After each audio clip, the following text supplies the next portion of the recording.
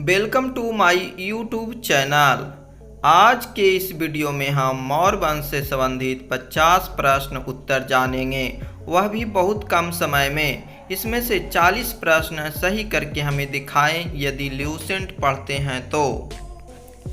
Let's start. Chanakya का अन्य नाम क्या था? चाणक्य का अन्य नाम क्या था? कौटिल्य और विष्णुगुप्त, दोनों का नाम था कौटिल्य विष्णुगुप्त।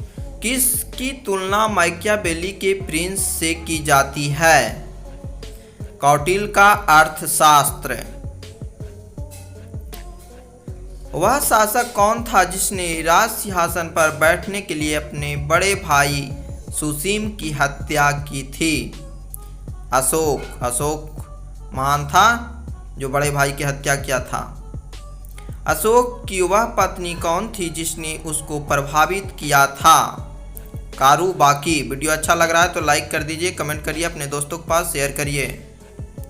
अशोक ने अपने सभी अभिलेखों में एकरूपता से किस प्राकृतिक का प्रयोग किया है? अर्धमगधी। अर्धमगधी का प्रयोग किया है।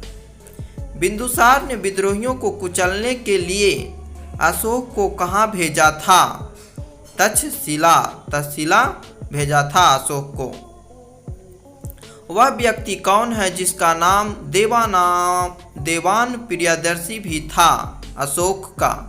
अशोक का नाम देवान प्रियदर्शी था।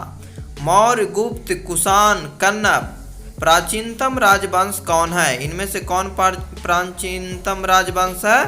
तो मौर्य वंश है प्राचीनतम। कौटिल्य चाणक्य किसका प्रधानमंत्री था? कौटिल्य जो थे चाणक्य वो किनका प्रधानमंत्री थे? तो चंद्रगुप्त मौर्य के प्रधानमंत्री थे।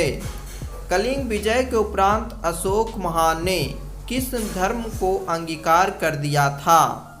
तो बौद्ध धर्म को अंगीकार कर दिए थे। चैनल पर नए तो चैनल को सब्सक्राइब कर लीजिए। चंद्रगुप्त के शासन विस्तार में किसने मुख्य रूप से मदद की थी? चाणक्य ने कौटिल्य, जिनको अन्य नाम विष्णुगुप्त भी था, मदद किए थे। सांची किस कला मूर्तिकला का निरूपण करता है? बौद्ध का करता है। सांची जो है बौद्ध का निरूपण करता है। प्राचीन भारत का प्रसिद्ध शासक जिसने अपने जीवन के अंतिम दिनों में जैन धर्म को अपनाया था, वो कौन थे? चंद्रगुप्त मौर्य थे जो जैन धर्म को अपनाए थे। मौर्य साम्राज्य की स्थापना किसने किया था? मौर्य साम्राज्य की स्थापना किसने किए थे? चंद्रगुप्त मौर्य ने किए थे। वीडियो अच्छा लग रहा है तो लाइक और शेयर जरूर करिए। मौर्य साम्राज्य में प्रचलित मुद्रा का नाम क्या था? क्या नाम था? पन्न था। मुद्रा का नाम क्या था? पन्न था। निम्नलिखित में से कौन मौर्य वंश का शासक नहीं था? कौन था जो मौर्य वंश का शासक नहीं था? इनमें तो अजातशत्रु, चंद्रगुप्त मौर्य, अशोक, बिंदुसार में कौन मौर्य वंश का शासक नहीं था? तो अजातशत्रु। अशोक का उत्तराधिकारी कौन था? अशोक के बाद कौन उत्तराधिकारी बना था? तो कुणाल बना था उत्तराधिकारी। मुद्रा राक्षस के लेखक कौन है? मुद्रा राक्षस के लेखक कौन है? विशाखदत्त हैं। बहुत कम समय में 50 MCQ करा रहे हैं। प्राचीन भारतीय नाटक मुद्रा राक्षस की विषय वस्तु है। क्या है विषय वस्तु? चंद्रगुप्त मौर्य के समय में राज दरबार की दुर्विसंधियों के बारे में है। मालवा, गुजरात एवं महाराष्ट्र किस शासक ने पहली बार जीते थे? चंद्रगुप्त मौर्य ने जीते थे। कमेंट करके हमें बताइएगा वीडियो कैसा लग रहा है। जो किसने सहिष्णुता, उदारता और करुणा के त्रिविध आधार पर राजवंश की स्थापना की? अशोक ने किए थे। वीडियो अच्छा लग रहा है लाइक कर दीजिए, लाइक कर दीजिए। निम्नलिखित किस शहर में अशोक के शिलालेख नहीं है? कहाँ शिलालेख नहीं है? गिरनार, कंधार, पाटलिपुत्र, टोपरा। कहाँ नहीं है? पाटलिपुत्र में नहीं है। अर्थशास्त्र का लेखक समकालीन था। अर्थशास्त्र के लेखक चाणक्य, कौटिल्य थे जो किनके समकालीन थे? चंद्रगुप्त मौर्य के समकालीन थे। नंद वंश के पश्चात मगध पर किस राजवंश ने शासन किया था? नंद वंश के बाद में कौन आया था? तो मौर्य वंश आया था। वीडियो अच्छा लग रहा है लाइक करिए, शेयर करिए अपने दोस्तों के पास, और चैनल पर नए हैं तो चैनल को सब्सक्राइब कर और नोटिफिकेशन को ऑन कर लें ताकि इस तरह की वीडियो सबसे पहले आप तक पहुंचे। मौर्य काल में शिक्षा का सर्वाधिक प्रसिद्ध केंद्र था। कहाँ था शिक्षा का प्रसिद्ध केंद्र? तो तक्षशिला था मौर्य काल में शिक्षा का प्रसिद्ध केंद्र। जिसके ग्रंथ में चंद्रगुप्त मौर्य का विशिष्ट रूप से वर्णन हुआ है वह है विशाखदत्त है। विशाखदत्त में चंद्रगुप्त मौर्य का विशिष्ट रूप से वर्णन हुआ है। वह स्रोत जिसमें पाटलिपुत्र के प्रशासन का वर्णन उपलब्ध है वह है क्या है? इंडिका है। इंडिका है जिसमें पाटलिपुत्र के प्रशासन का वर्णन है। अशोक के शिलालेखों में प्रयुक्त भाषा है। अशोक के शिलालेख किस भाषा में प्रयुक्त हुए हैं? तो प्राकृतिक भाषा में लिखा गया है। अशोक के शिलालेख प्राकृतिक भाषा में। किस मौर्य राजा ने दक्कन की विजय प्राप्त की थी? किस मौर्य राजा ने दक्कन की विजय प्राप्त की थी? चंद्रगुप्त मौर्य ने किए थे दक्कन विजय प्राप्त। मेगास्थनीज ने भारतीय समाज को कितनी श्रेणियों में विभाजित किया है? 7 श्रेणियों में विभाजित किया है मेगास्थनीज ने भारतीय समाज को।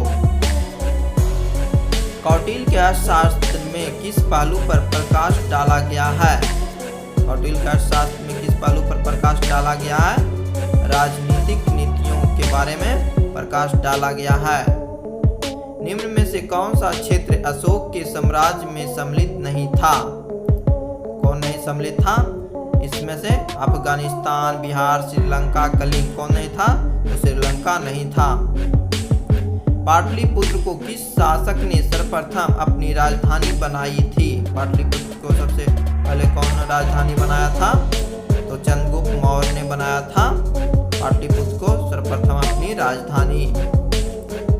पाटलिपुत्र में स्थित चंद्रगुप्त का महल मुख्यतः बना था।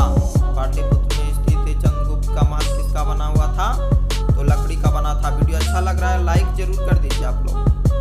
बराबर की गुफाओं का उपयोग किसने आश्रय गृह के रूप में किया था? बराबर की गुफाओं का उपयोग किसने आश्रय गृह के रूप में किया था? आजीविकों ने आश्रय गृह के रूप में किया था।